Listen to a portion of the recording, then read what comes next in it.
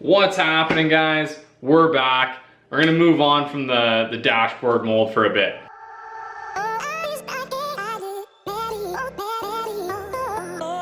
All right, we are gonna move on today from the dash mold.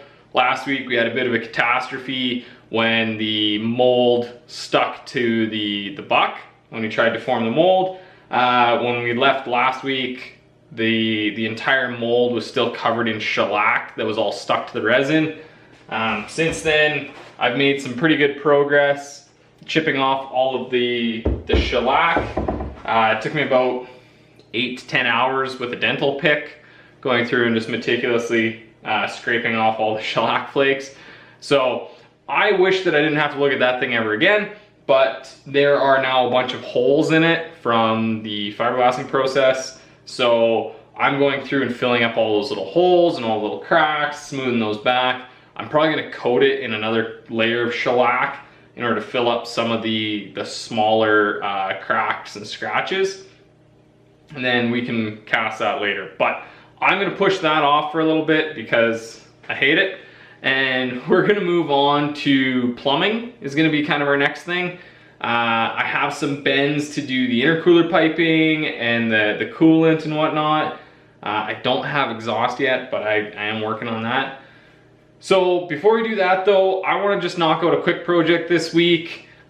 Way back when we mounted the intercooler and radiator with that fancy bracket, we didn't put the 2 bolts into the back of the bracket there. So today I want to bolt that down so that then that will keep our radiator and intercooler solid while we do all the piping. It should be pretty quick. All we gotta do is drill a couple of big honking holes in the bracket so we can get the bolt and Allen key through it, and then drill a couple holes in the top cross member there and throw in a couple rib nuts. So first things first though, I'm gonna pull the nose cone off so I don't get a bunch of fiberglass scratches on my arm, and then we'll mark up the bracket, drill some holes.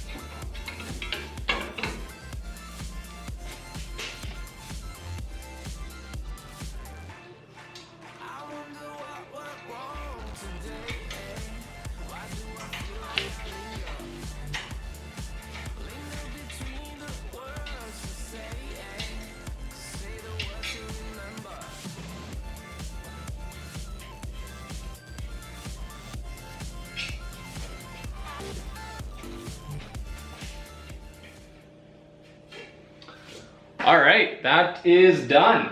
All we really had to do was drill a hole through the mounting flange for the bolt, and then continue that hole straight up through this kind of support piece so we can stick an Allen key down through the top hole and tighten up our bolts. But yeah, so that's done. That's all we're gonna do today. I wanted to get an episode out of the way without having a complete catastrophe. So that's a nice easy one this week. We do have a plan for next week. We're gonna move on to plumbing. I went out and bought some nice fancy aluminum elbows. So we're gonna get started cutting these up and building our intercooler piping, from turbo to intercooler, intercooler to intake, and our coolant lines, and possibly our intake piping, like from air cleaner into turbo. So we're gonna just cut this up, weld it, etc, etc, etc. But before we actually get started on the piping, I want to build a tool to roll a nice even bead on the end of each of our tubes. We're going to be doing this the old school way because I can't afford those fancy vibrant clamps that I really wish I could. But we're just going to be using silicone joiners. If you just put a silicone joiner onto a straight tube like that, no matter how tight you do up the hose clamp, there's nothing actually holding this tube in other than friction.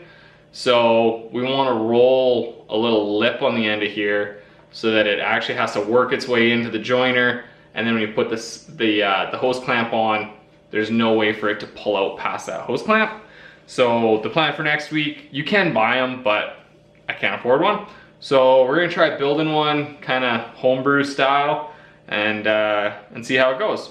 So that's the plan for next week, you guys. In the meantime, thanks so much for watching. If you haven't already, hit the like and subscribe button. Go check us out on Instagram, Left Foot First Media, and we'll see you next week. I'm out of here.